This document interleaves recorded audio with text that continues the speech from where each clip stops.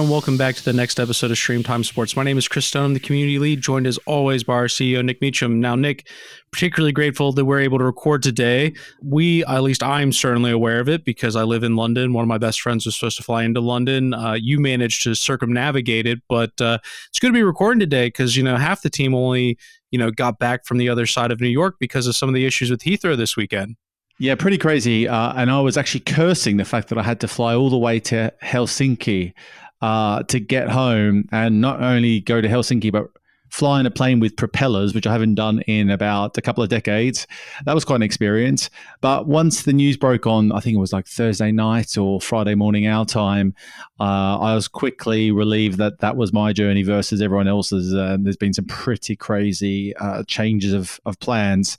Shout out to Jon on our team who had to basically take all modes of transport to get home after the event, and actually had to leave midway through this day too because it was going to be such a long trip home. But yeah, good to get home. I actually the flight path. I don't know if you've ever flown to, you flew to Finland, but obviously not that sort of length of travel. No. Basically, like you fly right over the top of Greenland and like almost over. It feels like you fly almost over the North Pole. The flight path is insane for that trip. So that was quite cool to see. After I woke up a few hours of sleep on that red eye to see where I had actually flown, because it wasn't quite what I expected. But good, all good to get back home. And after a pretty frantic couple of days in New York, I really enjoyed it out there. Well, it's nice to hear you got a chance to fly over potentially the 51st state of America, the way news seems to be going these days. One of the things that I thought was interesting, speaking of some of the team that got stuck, it was probably a great time to get stuck because it was, the beginning of March Madness. Anyone that knows March Madness, it's the FA Cup on steroids for people in the UK that don't know. It's sort of, you took the FA Cup and condensed it into about 4 weeks. So I know a lot of the team got to watch a lot of college basketball. It seemed like they made the most of it. Actually, Yin from our team, when I finally picked my friend up from the airport on Sunday morning, I saw Yin. I think she'd been offered $1,000 to stay an extra day, to which she was sort of like, by the time I pay $200 for the round trip cab there and back, pay for my hotel again, just want to get home. But we definitely saw each other. We were both did that sort of that meme where we're like, what are you doing here? So yeah, I think the team is mostly back now, Nick. She get offered $1,000 from the airline, or some random punter was trying to get home? I didn't quite catch the details. I just think Ian said she did the math in her head and it wasn't worth it. Yeah, no, we it was and the weird thing was that a lot of our team had all sorts of different plans. So some people were staying a lot longer. Some people had friends and family coming over to extend the stay and extend the opportunity out there. And the weather was amazing out there, considering the last few times we've done events. For those that have attended, we've run the baseball field out there, and it was about only a few degrees Celsius with Arctic winds basically blasting everyone going across the City Field. Experience was didn't quite go to plan that time around. So this was very nice, but in the thick of Times Square, and Times Square is absolutely insane. It's even worse than what I can remember. Although maybe it's because I don't live in a built-up city anymore to the same extent that maybe it was a bit more of a shock to the system. But no, the event really went extremely well. We ran obviously 2 events basically integrated in together, co-located with record numbers at our New York event with 800 people, I think, who were in attendance. So it was really enjoyable. Both, you had the depth and sort of future-looking part of the AI side, and then all the depth we had around the leaders in the sports media space getting on stage, whether it be from Amazon and DAZN and NBC, and the list goes on. Basically, everyone you could think of was there talking and meeting. So it was a really good experience out there. So in terms of that, you mentioned it was co-located in, we have done quote unquote co-located events before, but I don't think they've been so overlapping in the content and sort of the way we did these two with Sports Pro New York and Sports Pro AI. So from your perspective, I think we talk quite a bit about the strategy side, the media rights, the distribution side, but obviously the tech is continue to accelerate. AI is such a big word at the moment. How do you think that played out? Or did you notice some people that maybe surprised you that they spent as much time on the AI side as opposed to doing maybe sort of the media rights and strategy? Yeah, there was actually a lot of the media executives that were going to the AI stuff because they're still trying to get their head around roller plays. And the feedback that I had from that is the people that were going really like the balance of like learning about how AI works, but then actually seeing some real world examples. And there was a huge amount that were being shared with me during the event that they had learned so much from people who are working within sports organizations and even broadcasters to go, all right, we can do that stuff. Okay, that made that sound super easy. How do you practically do it? And then further conversations built around that. And there was a lot of crossover in terms of that point of view. We had a lot of people buying tickets to that event who were wanting access to both events, just to have the optionality of going, okay, we're going to watch a bit of the AI stuff here and watch some of the more bigger name keynotes from the media industry on the other side, or in my case with also the CMO of the NFL, which I spoke to towards the end of the event. But yeah, the blend, I guess, because what AI does, it really services both tech and there's a lot of revenue generation opportunities that it provides as well that people are very excited about, as well as investment, because investment was a huge topic I kept hearing people talk about, even if it wasn't in every session. Everyone seemed to be talking about investment in some way, shape, or form, which is a nice segue for obviously the event we are launching in London in July around investment, which we will probably cover more down the line, but it just seems to be everywhere. The conversation around where to invest and how to drive more revenue, of course, but AI is very much at the heart of all of that. So 2 topics we spent a lot of time talking about just because there was news that was relevant to it, things we predicted we thought would be bigger in 2025. I will let you handle these in whichever order you want to go in. We spent a lot of time talking about how much we think advertisement models are going to impact the future of the sports ecosystem. We've had guests from Transmix, sort of the specialist in this. We've had, even Eric last week from MediaKind talking about how it's going to change streaming. We've just talked about it as a topic, whether it's YouTube or whoever it is. So A, did you hear as much talk about advertising as you thought you might have? And then the other question I would have is, the other thing we've talked about is just what happened with Fubo and ESPN and Venue Sports and sort of the different acquisitions of different sports businesses buying other businesses. Did those things come across in the content over the 2 days? Yeah, so on the first bit on advertising, yeah, that was super prevalent. And I think it was a reminder for me, now that I've been so focused on the advertising side, even more in conversation, I'm taking a little bit of a different lens in it from where I was last year. And what really struck me, conversations with a whole host of broadcasters and rights owners, sports properties, and indeed the conversation I had with Jon Miller, who we're going to be talking and hearing from in just a second, was how much the media business is built around not only advertising, but also the ability to sell those big ticket sponsorship deals on basically hosting, naming deals for major events. So it could be these new competitions that they're creating. For example, the NBC side, they have launched a number of initiatives that are basically their own events with their own IP. And they do that with the premise that they're actually going to get a major title sponsor. One of the great examples that Jon shares, which I'm probably giving away too much of the scene setting here, but he gives a great example of the decision they made to invest into a major set of rights, which I will leave the listeners to hear what he was talking about there. But it was all hanging on the whether they believed they could get a title sponsor or a launch sponsor for the broadcasting rights to the broadcast of those media rights. So that was just an interesting thing for me to go a bit further on, hearing more and more conversation around we are creating assets and investing in sports that we think we can get, not to sell advertising, but major partners, digital sponsorships sold to back these investments from broadcasters and platforms alike. So advertising was a huge topic in general terms. For example, there was also DAZN there talking about their investment in Club World Cup and the conversations they're trying to drive with advertisers.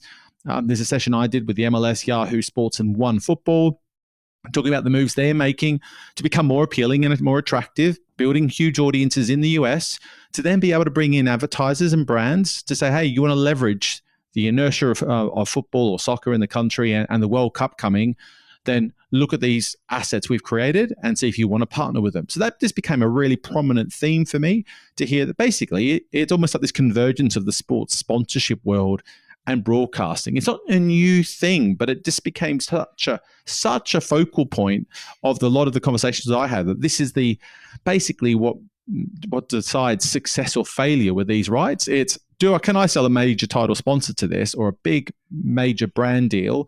If I can't, then it might not be worth that investment. If I can, it's worth it. It's pretty frightening stuff to think about how many of these decisions are based on just that ability to sell one major asset. But that's came across quite a lot. Yeah, so I suppose it's not too surprising. It almost reminds me a little bit of our conversation with Keen a little bit, talking about motorsports and some of the approach with Formula One, where it is selling those events-based sponsorship. Like, obviously, there's ties into what the Formula One deal is going to be in the U.S. in the coming years, but also you talk quite a bit about it's a tourist play. There's all the sponsorship around it. So I guess it's just maybe validation that that is something that is taking place at a larger level across the sports ecosystem. Yeah, it just, I knew it was in broadcasting, and I know I've seen a lot of it before, but to think about the way broadcasters today and in yesteryear are just leaning so much into selling, doing sponsorship deals, but purely around these broadcast rights packaged together is quite an interesting thing just to comprehend when you have all this activity happening at the league and team level in a lot of sports, that this is happening at the broadcaster level. So I had a few other conversations with people around that as well. It was just very interesting to get a bit more meat on the bones there, which we don't have a lot of time to dig into today, but yeah, super interesting. And then just the other part, anything left over from the venue sports, sort of just kind of the moves we've been seeing of acquisitions of different media businesses. Did that come across in any conversations you heard? It was brought up a couple of times in more casual conversation, not a huge topic on stage, I think, because a lot of those organizations weren't involved in the content, perhaps for intentional reasons. It didn't come up too directly, but it did get a feel and a sense that people are thinking that the industry is a bit calmer now. So everyone's just focused on what they're going to do, rather than, is there another major product here popping up there? New brands, new platforms out of scratch, effectively, that we have to be focused on. And there's also still, on the flip side of that, was conversation around, will we see any further mergers happening? Basically, some of these bigger players coming together in some other way, because it's evident that you can't just go it all alone if you want to have huge major success. And the other part to all that is just this idea of creating a platform without the distribution, this very diverse distribution strategy is just basically not on the cards anymore. You just have to be everywhere, as many carriage style deals you can strike to make sure that whatever platform you're operating is as available as possible to fuel and to get the most value out of those advertising sponsorship deals I talked about before. Spot subscriptions itself, therefore, wasn't talked about nearly as much as you think. And I think that's just interesting because it goes a little bit against what we've had in our European events. And maybe that's a trend. Maybe that's a legacy of the American market because it is just so built on the advertising dollar. Just want to think about it a little bit more. So you've already sort of mentioned where this podcast is going to go with the interview from Jon Miller, who's been at NBC for over 40 years, been a part of some of the biggest deals that they've had. Over the coming weeks, we've got a few sessions. You already alluded to the conversation you have with the NFL, One Football, Yahoo Sports, MLS. There's going to be lots of things for us to dig into over the coming weeks, what we took from the New York event. I think the reason we'll do that is we've talked frequently about, typically if it happens in the U.S., it eventually trickles on elsewhere. So this won't be the last time we have one of these sessions. And as you said, we don't have time to go through every single detail, but we'll cover a little bit more of those as we go along the way. But this episode, we are going to get to hear from Jon Miller. Like you said, Nick, you're doing a good job of being very subtle about what's coming up, but maybe just give people a brief sort of overview of what they can expect to hear from Jon in your conversation. Yeah, absolutely. I mean, look, we talked really about the overall strategy that NBC has across its Peacock business, its other NBC channels. We talked about their investment into the NBA and WNBA, which was quite a big milestone for them last year after not investing in those rights for so many years, or losing those rights, depending on how you want to phrase it. In fact, that was quite a common theme in the conversation, is that the basic NBC has quote unquote lost some sets of rights or not bought various sets of major rights.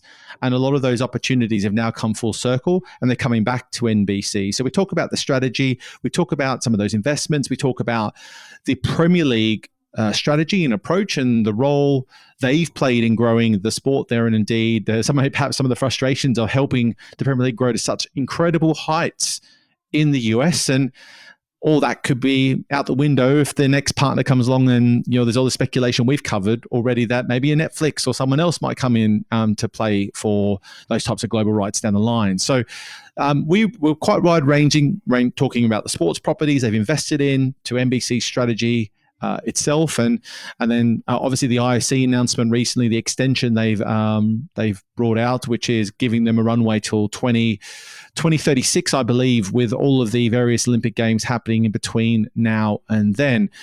So we cover that. We talk about the fact that those rights have basically flatlined now in terms of a value number. So there's a lot of meaty stuff in here that we covered on stage, basically to kick off the event, which was really a really fun session. And John's great to listen to. As you said, Nick, like Jon is great. He was part of the inaugural class of our Hall of Fame because of the career that he's had. He's got some great stories. And as you mentioned, he's just a really lovely, nice guy. So it'll definitely be a conversation worth listening to. Yeah, absolutely. He's probably one of the best to listen to. And actually, as you get towards the end of our conversation, you hear some really great stories that he talks about. And at the end, I was like, I wish I just got rid of my script and just asked him, hey, can you just talk to us about your career and some things that have happened along the way? Because even my conversation with him off stage, there was some incredible anecdotes he shared. So he's definitely worth having a listen to for various reasons. Thanks very much, Jon. Great to have you here again. And we've talked a few times over the years through different means.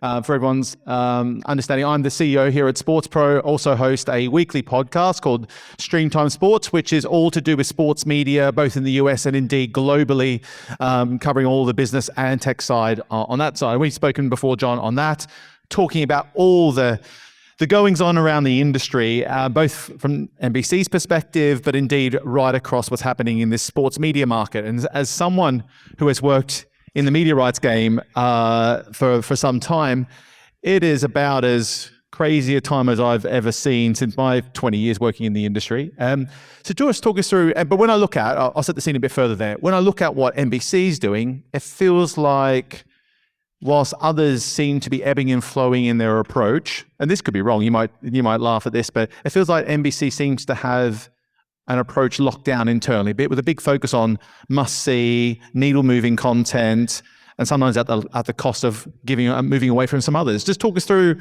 where you're at today on that front. That's exactly right. We have the benefit of having a great parent in Comcast who really understands our business and is supportive of it and helps us invest and is very strategic and forces us to be strategic. So we have an embarrassment of riches, starting with obviously the Olympics, which we've had on NBC, the Summer Olympics since 1988 and the Winter Games since 2002.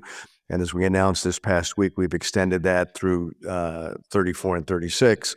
But we also have Sunday Night Football, which is the number one show in television in prime time, has been for the past 13 years and shows every sign it's going to do the same. But as big as those are, we're continuing to move in a direction to acquire good quality content that is must-see appointment viewing, which in a cluttered media landscape becomes even more important. And that's the reason why you saw us make this big investment into the NBA that we announced this past summer during the Paris Games. So we do have a strategy to go get those events and be smart about what we invest in. We do also have some one-off events, such as the Kentucky Derby or the Ryder Cup, which are big happenings, big social, cultural events. But those things combined with our big franchise properties really create a good, solid base for us. So let's talk about the NBA a bit. That deal was announced last year, and obviously that hasn't been part of the NBC organization for some time. Now it's coming back in. Why the decision to pull that lever? Why bring in such a I guess an expensive investment into the media rights mix after so many years off the charts? We enjoyed a great 12-year relationship with the NBA from 1991 till 2002. But unfortunately, in 2002, Commissioner Stern and Adam Silver at the time and the NBA were really looking to grow the NBA footprint, and we did not have a cable component where we could really maximize all the value that the NBA could bring to the table the way ESPN could. And so as a result, we parted on great terms, but they went to a platform that had broadcast with ABC and cable with ESPN. Fast forward 22 years later, our world has changed. And Comcast is now our parent, but the cable universe has changed dramatically, and streaming has become a much bigger, factor. But more than anything, broadcast television is enjoying a huge renaissance. I mean, you look at the numbers that stuff that does on broadcast television, and it really drives home the fact that when you can reach that many people with your messaging, that was important to the NBA. So when their rights became available last year, it was clear that the NBA saw the benefit of having a network and a streaming partnership. They had no interest in any of the cable assets that NBC had at that time. And we were able to come together with the support of Comcast to make that happen. And that's really going to drive an enormous amount of value, not only for NBC and Peacock, but where we really think it's going to show up is for the NBA and the WNBA.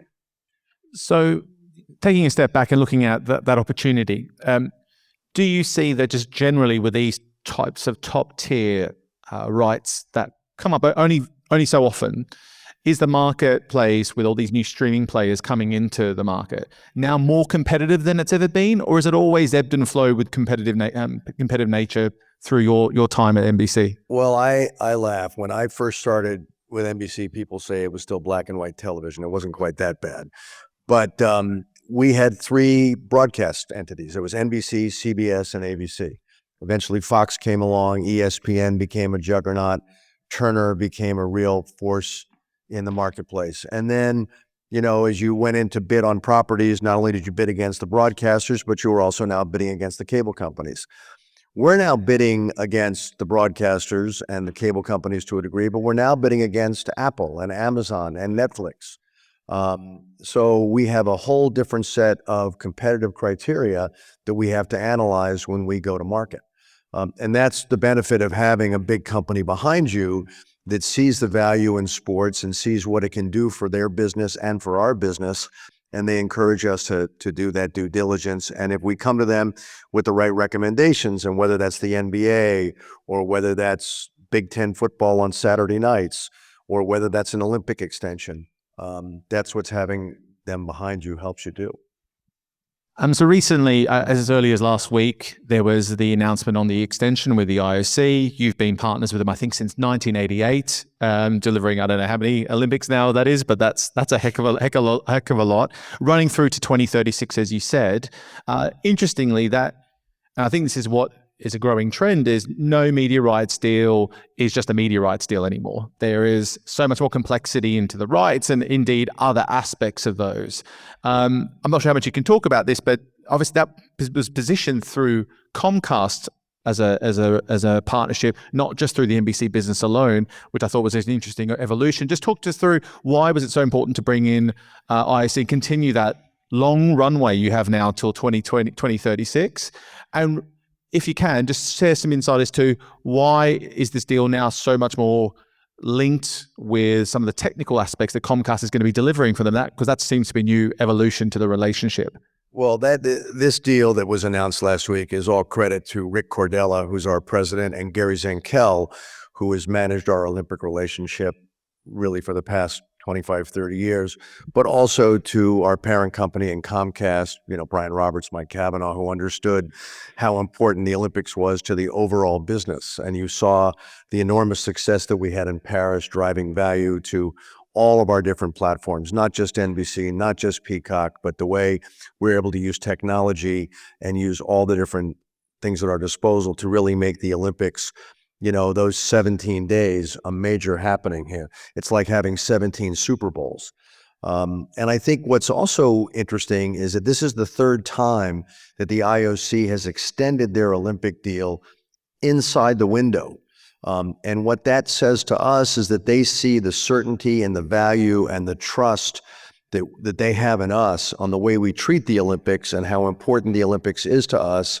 And that's very important to them. So they want to leave a lasting legacy, as do we, of the games. And while they could go to market and probably create a bidding war with other people who might be interested, I think their comfort level with Gary Zankel or Molly Solomon or Mike Tirico in the anchor chair really is a real credit to all that NBC has brought to the Olympic movement. And that's one of the reasons why this extension happened the way it did, as quickly as it did. Yeah, it's pretty extraordinary to happen so early on prior to the existing agreement ending or coming to close to an end, when we've seen other things in the US create some lots of tension by with negotiation windows being exclusive negotiation windows not being followed through with to get a deal done. when I saw that deal announced, it links with more of a bigger topic that I think everyone is interested in. It is the value of media rights. So looking at that deal, if you look at it on an annualized or per game basis, the value of it stays relatively flat, or in real terms, if you look at inflation, actually shows a dip in the value of the deal on a per game basis.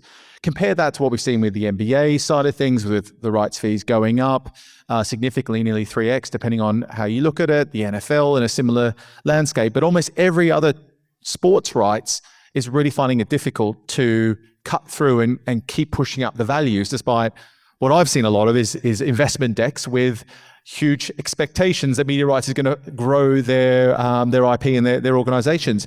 What is the situation now from a rights perspective? Do you have more access to more data and insight, which therefore makes it you can be more critical of where you're investing those dollars, or is it just purely that you do need those must-see moments to drive advertising revenue from your major partners and alike, and anything else that doesn't move the needle doesn't cut the mustard, that doesn't give you what you need to really grow the business?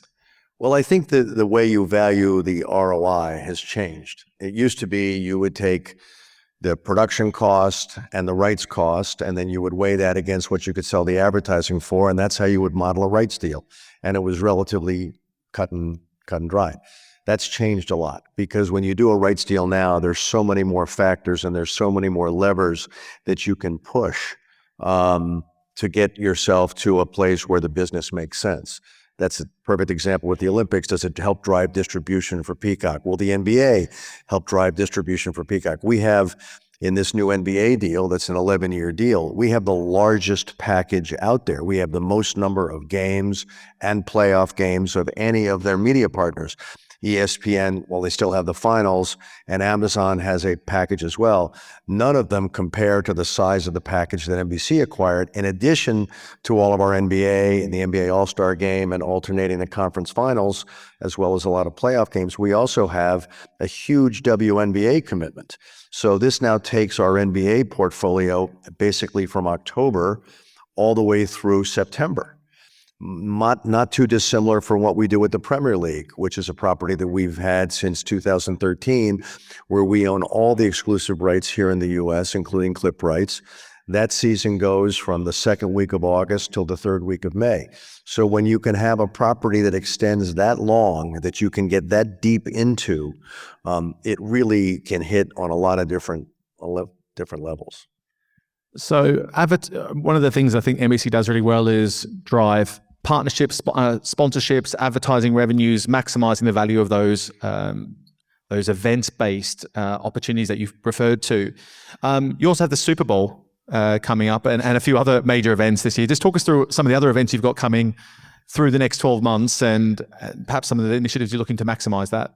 Well, when we gather again a year from today, in March of 2026, NBC will have aired the Super Bowl in San Francisco, the Winter Olympics from Milan Cortina, the NBA All-Star Game from Los Angeles.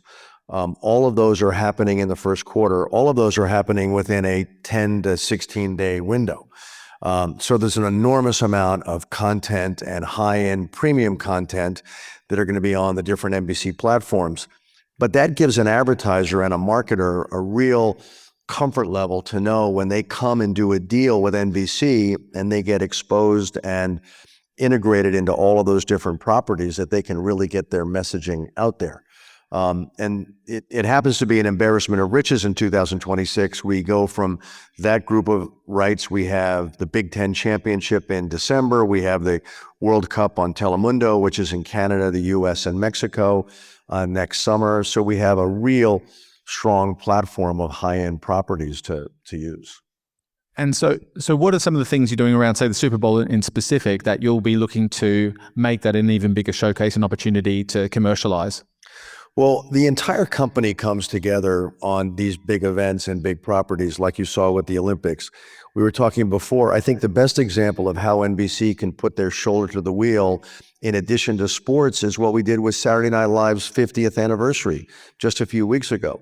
We created a great show, a 3-hour Sunday night special. But in addition to that, we created a documentary on the history of Saturday Night Live. We created a documentary on the music of Saturday Night Live.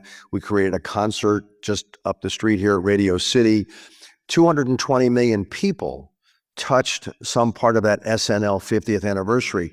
We actually put out offers to advertisers to tell us how they would come and why they would partner with us and what they would do to help us activate. And so Mark Marshall, who runs our sales group, and Peter Lazarus, who runs sports and Olympics specifically, have done a great job of integrating our partners into our properties. And that's one of the reasons why we have partners that are with us on a repeated basis, because they know the way we're going to help them activate. We'll listen to them, we'll work with them, and we'll try to drive their business while they try to help us drive ours. So one thing that NBC is great at is using its different channels to maximize the content you have in your portfolio. How do you determine, can you give us some sense of when you're looking at a viewer on, say, Peacock versus a viewer on your other maybe your OTA channels? How do you value them differently? Are they worth the same to you? A set of eyeballs the same in both means, or do you actually look at them in any sort of different way? My hypothesis is that, for example, with something like Peacock, you have to work to get people onto the platform a little bit harder, and that's why the must-see component's so important versus your traditional linear networks, which might be discoverable almost not by accident. Right. They can stumble across it much easier. Right. When Peacock was launched in 2020, sports were not part of the discussion. It was never supposed to be a sports platform. It was going to be entertainment, movies, library, programming.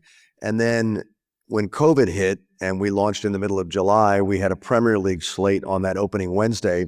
We put all those Premier League games on Peacock, and all of a sudden it kind of got off to an unbelievable start. And we realized that sports was a really valuable platform. The viewer on Peacock tends to be younger, tends to be a little bit more affluent, and really oftentimes has come to seek out that programming. But what happens when they come to Peacock, they might come for the Premier League, but they'll stick around to watch Traders, or they'll watch Poker Face, or they'll watch Ted, or they'll watch repeats of The Office.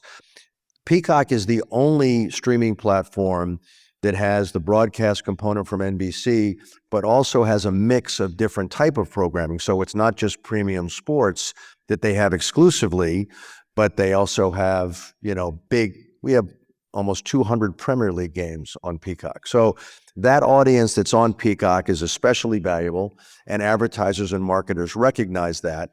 But what's unique about the Peacock experience is that the broadcast has the same level of quality and investment that the broadcast does.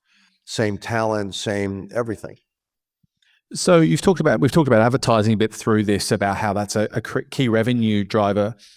With one of the things we've seen in general, sports media, particularly outside the US, I think it's different in the US a little bit, is still there's been a slowness for some advertisers to adopt or understand the value of streaming as a medium to advertise and market themselves. How do you see that? Well, I think advertisers are coming more and more to that platform. We've seen the growth in Peacock. I mean, it took 4 years for Peacock to get there where they are now. By the same token, a very successful streaming service like Hulu, it took them almost 10 or 11 years to get to the level that Peacock is at right now. We're seeing more and more advertisers come, seeing how when they bundle their offerings, they have to buy broadcast along with streaming, and that's how it's packaged and sold to them. And I think they're all getting comfortable with it. The technology is such that you can handle that kind of advertising. You can integrate those messaging. You get a lot more data that you can take advantage of and share where we can share data. And that's also important to advertisers.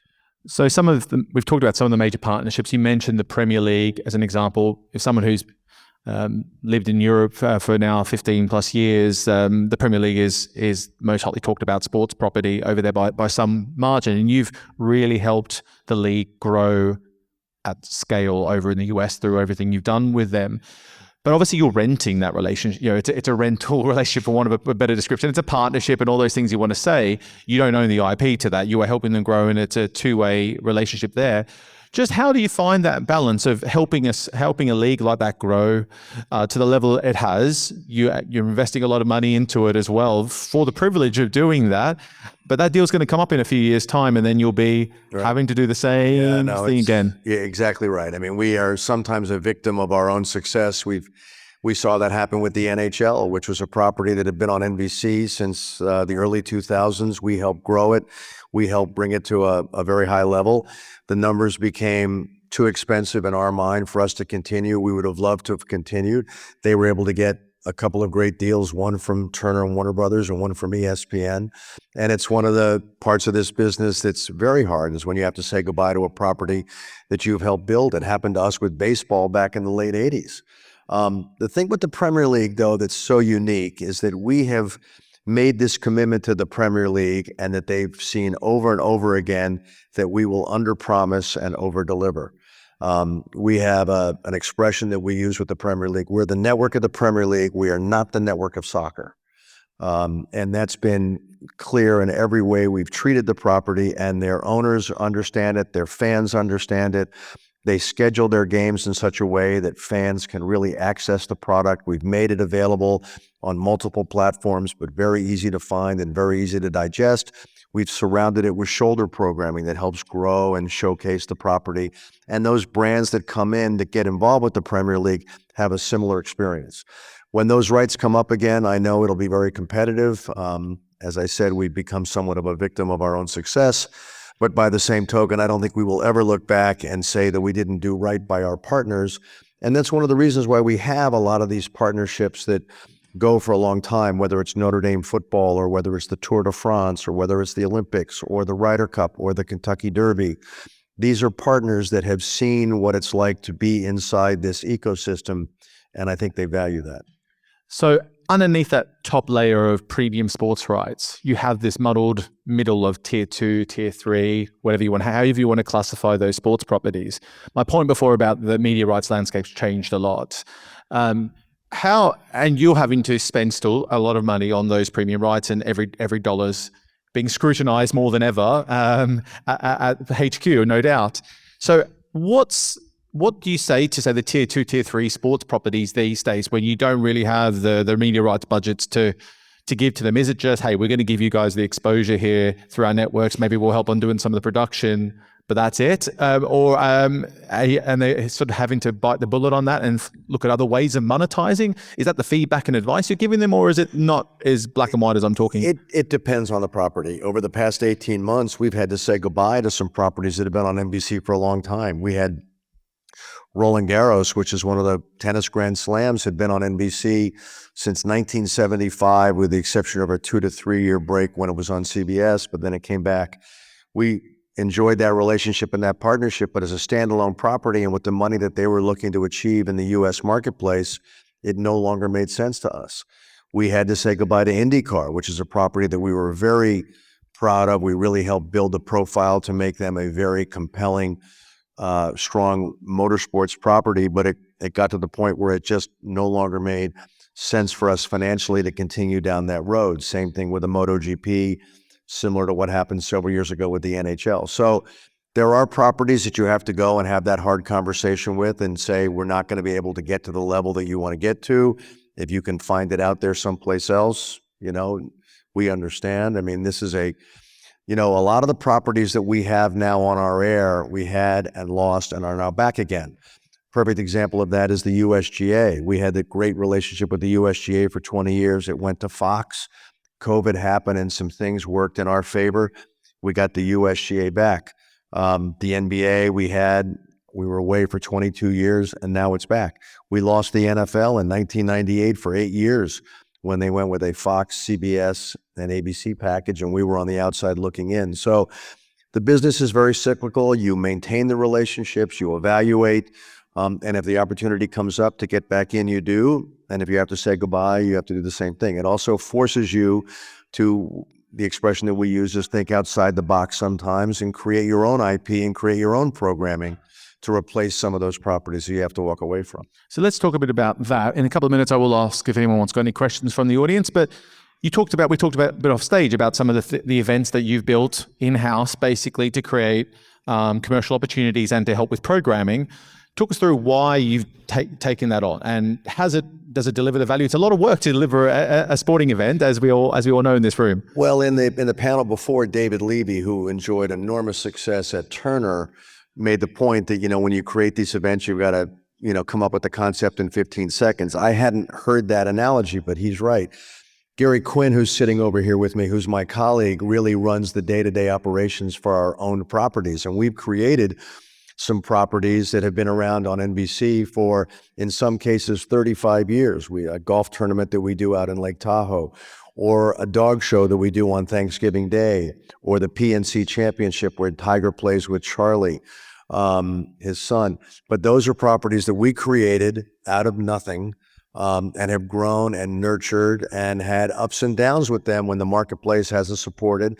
But you find the right partners and you bring them all together.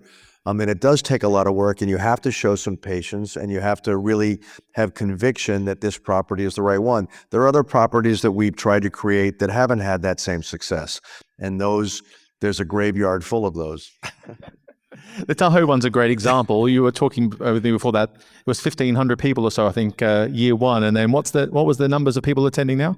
So 80-odd thousand? 80,000, Gary?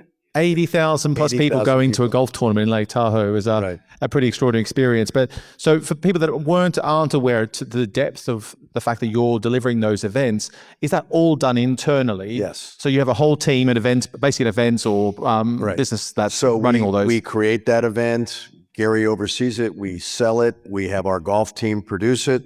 And we market, promote it, you name it, soup to nuts. Interesting. Now, one of the sets of sports property that's obviously is getting a lot of headlines and coverage of late is Major League Baseball and its situation. What do you see is the future for Major League Baseball in this marketplace, given all the stuff we've been covering?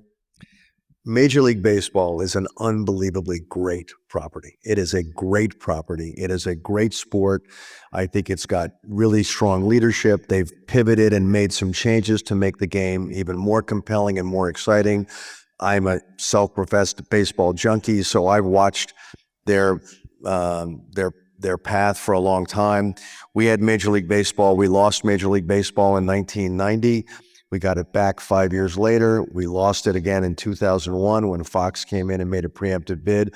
So we've had our nose pressed against the glass for a long time. They're currently going through an interesting process where a lot of people are kicking the tires on Major League Baseball opportunities. We are as well. It's no secret, but everybody else is doing the same thing. I think baseball is a property that knows how to adapt, knows how to take advantage of where they are. There's so much great product out there with so many terrific athletes, so many compelling stories, great ownership, great markets. And so I'm excited for the future of baseball. I think it's a very positive outlook for them. All right. One question, the final question I've got before I do throw to the audience to see if there is any questions. Otherwise, I've got plenty more here, as you know, Jon. Is obviously I've sort of set the scene. I won't keep hammering this, but you've been in the industry for quite a while here, and you've done a lot of great deals and had a lot of great sports properties in the mix with NBC. What ones do you reflect on that have been your favorite in terms of whether it's the type of deal that you got done that drove the most value, or one of them just was the biggest curveball perhaps that you brought into it that maybe threw a cat amongst the pigeons? What do you reflect on? I'll tell two quick stories. So the deal that I'm, happiest with and has been really gratifying for me is to see what we've done with the Premier League. And while I get probably an inordinate amount of, congratulations or credit for it, I really owe a lot of the credit to my son, who at the time the Premier League came up was an 18-year-old high school Premier League fan. And I really was not that aware of it. We had just been acquired by Comcast. This was back in 2011. And my son, Robbie, said to me, "Dad, you have to get the English Premier League." And I said, "Well, Robbie, what do you mean?" He says, "Dad, everybody, all of my friends watch it. We are diehard fans." And sure enough, on a Saturday morning, I would be sneaking out to go play golf. And here's this 18-year-old kid on the sofa watching Tottenham play Arsenal, who had just gotten home 4 or 5 hours earlier. And you learn a lot from paying attention to what your kids are doing. And so when the opportunity to engage with Richard Scudamore and the folks at the Premier League came up, we had the benefit of having a broadcast network and a new nascent cable network, which used to be Versus, which we had rebranded into NBCSN. And we brought this idea to them about what we would do if we were fortunate enough to get the Premier League rights. And to his credit and to his hard work, because he had to convince a lot of very skeptical owners who didn't think that they could leave ESPN or leave Fox to come to someone who had never really done their sport before, we were able to show them what we could deliver for them. And now the Premier League is in every conversation. If you walk out here to Times Square and you see people walking up and down 7th Avenue, they're wearing as many Arsenal, Man United, Liverpool kits as they are Cubs, White Sox, Yankees, or Mets. So that's number one. The other one that I look back on really fondly is when we lost baseball in 1989-90. We had a new president come in, Dick Ebersol, who really challenged us to replace 30 weeks of baseball programming, which is not easy to do, especially when you didn't have any money to spend. And as a golfer, I was familiar with the Ryder Cup, but up until that point, the Ryder Cup had been on tape, on cable, and on a 1-week delay.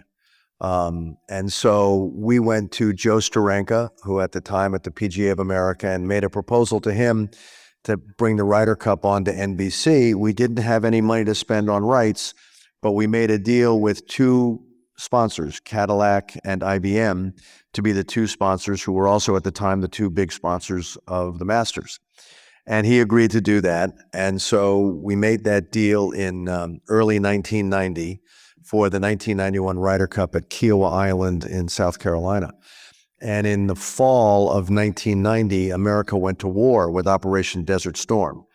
And as a result, in April of 1991, so 5 months before the Ryder Cup was to take place, both Cadillac and IBM pulled out of their deals for the Ryder Cup. Ebersol comes into my office, closes the door, and said, this Ryder Cup deal that you did, which I don't quite understand what it is, but you've lost your two sponsors. We got to get out of this deal. I said, Dick, we can't get out of this deal. The deal's in 5 months. We've made a commitment. He says, we don't have any money coming in. I said, well, we'll do everything we can to sell it. We ended up selling some of the inventory, not nearly as much as we had hoped for. We lost a ton of money on it. And Dick was like, you're getting out of the Ryder Cup deal as soon as this Ryder Cup is over. And I just kind of said, okay, well, let's just get through this Ryder Cup. And so if any of you remember that Ryder Cup from Kiowa, the U.S. was getting waxed after the first day. They were down 6-2.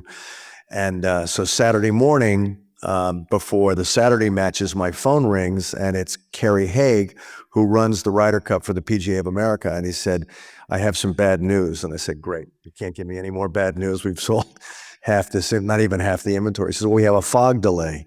We can't start on time. We're not going to be able to start golf until 10 o'clock. Now, we had to be off the air by 6 o'clock for local news and nightly news. So I said, well, you start it when you start it. So we get to 5:30. The U.S. is making a major comeback, but we still have 9 holes to play. All 4 matches in the afternoon matches were still on the golf course. So I called Dick and I told him, I said, Dick, we've got 9 holes to play and we can't leave. He says, and he's not happy. He says, okay, but don't run any commercials. I said, you don't have to worry about that. We haven't sold any commercials. We stayed on the air until 10 minutes of 8 when we ran out of daylight at the end of the day. The U.S. had come all the way back and tied the event, ended up going to win it on Sunday.